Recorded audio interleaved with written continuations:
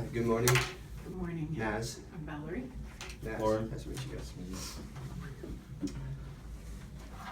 Welcome to mediation. Well, I'd like to be walking through to today's mediation process. My name is Nazir Thibodeau. I'm currently a junior at Oregon Institute of Technology. I'm receiving my bachelor's degree in communication studies, and I'm also working on receiving a dispute resolution in communications. Prior to this mediation, I've done multiple mediation simulations. The mediation process I've seen to be the most satisfactory within my past clients, so I'm glad you guys chose this mediation process. I'd like to go over a few expectations for today's mediation.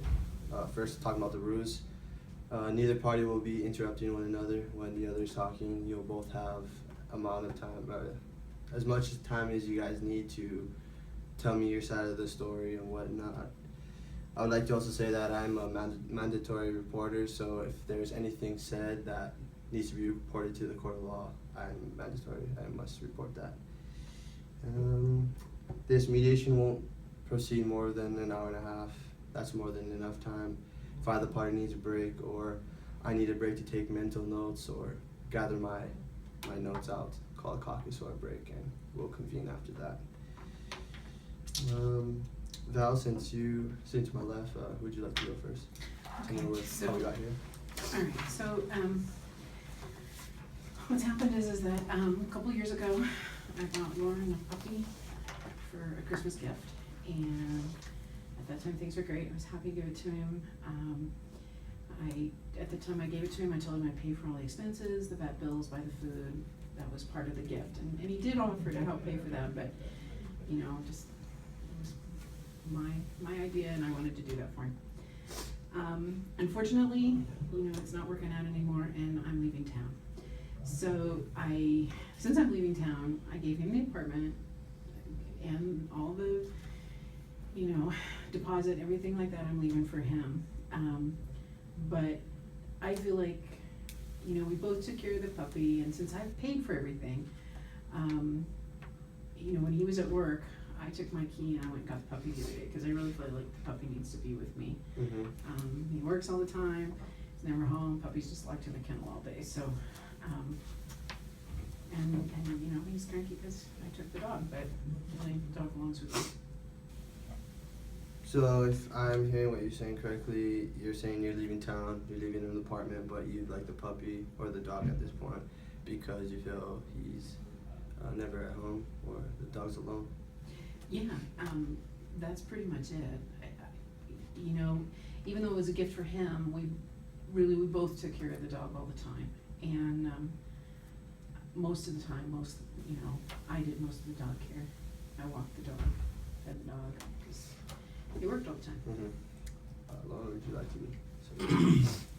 So yeah, Val bought me the puppy for Christmas, and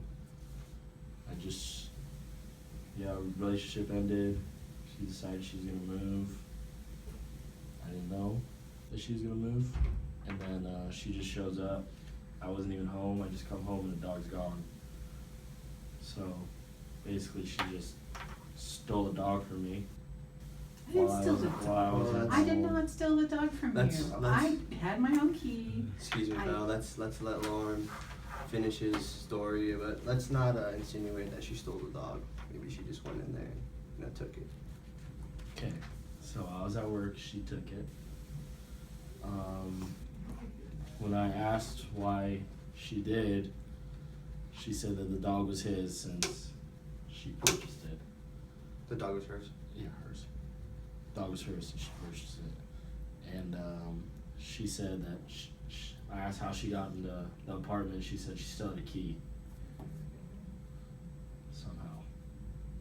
So if I'm hearing your story correctly, you're saying the dog was a Christmas present, but now that the relationship is over, while you were working, she came in and took the dog. And what are your concerns? You still want the dog? Yeah, I want the You dog. still want the dog? It's mine. she bought it for me. but she feels that that's her dog because you guys both took care of it and. Yeah, true, but it was a gift to me, so I believe that I should be able to have my gift. I love that dog. Okay. So I can see that the both of you want this dog, and although this relationship is over, this is a symbol and a pet that you guys both dearly care about. Yeah. Well, I've provided you guys with, or would you like to? Yeah, I was gonna say, I'm not sure how much he cares about the dog. The dog peed on his favorite baseball cap, chewed on his baseball bat, you know, and he puts the dog in the kennel an awful lot. Mhm. So, honestly, I think he's just using the dog as leverage. Mm-hmm.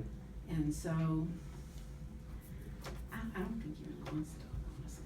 I think he's just heckling me. Yeah. She is a note, I think. I want the dog.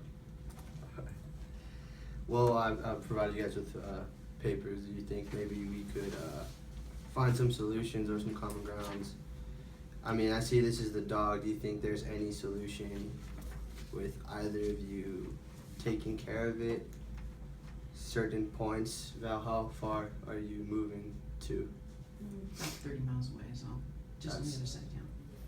30 minutes, give or take traffic? Yeah. You think we could come to some sort of commonality or whatnot between the dog? Where I have the dog most of the time, sure. No, sorry. You think we could try to write some stuff down and figure it out? I could just say it out loud if you want me to. You just want the dog flat Yeah, out? Basically, that's all I want. See, And you won't. he's just using that as leverage. Sometimes my nursing shifts, I have to work like 2 10-hour shifts in a row. And oftentimes that falls on the weekend, so if, and that's his time off. If he wanted the dog on the weekend, then I'd be willing to consider that. Yes. But not every weekend, and certainly not during the week, because he works during the week and he's never home, because when he's not at work, he's out partying, so Okay. really the dog needs to stay with me. Well, at this point, I'm gonna call a caucus and I'm gonna try to gather the notes I've taken to see if we can come to an agreement. Alright. Okay?